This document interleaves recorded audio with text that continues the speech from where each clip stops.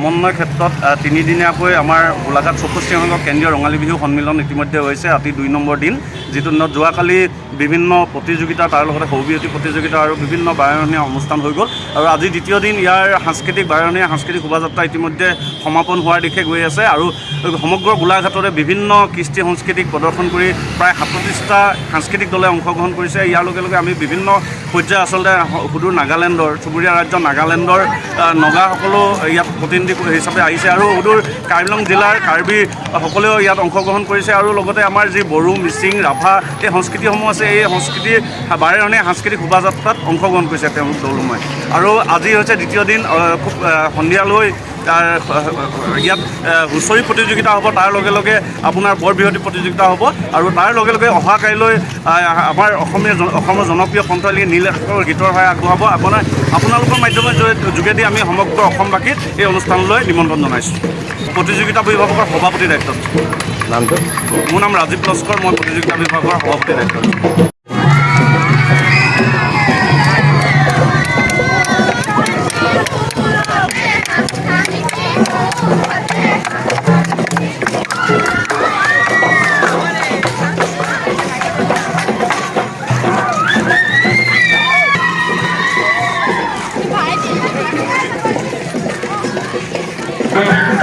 সময় অনুৰোধ আমি দুপৰীয়া আহাৰৰ ব্যৱস্থা কৰিছোঁ। কিছু সময় জিৰণি লৈ আপোনালোকক